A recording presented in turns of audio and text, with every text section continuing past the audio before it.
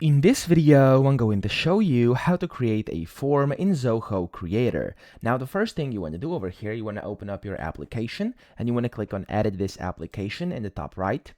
And it's going to take you inside the editor where to create a new form. You want to click on this plus button over here.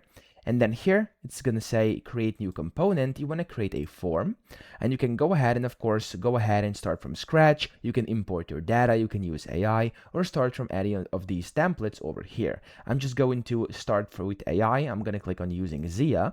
And then you can basically create using their AI. It says describe your form in a few words or a sentence. I'm just going to basically type in this. There we go. So design a form to monitor the current status and progress of shipments.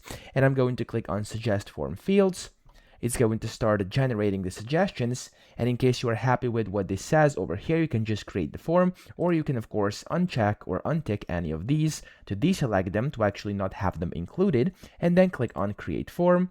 It's going to start creating your form, and then there we go. That's your form created. You can then go ahead and of course customize it the way you want to. You can customize each and every single one of these fields. You can go ahead and add on different basic fields as well, just like that, etc. Okay, so it's very simple.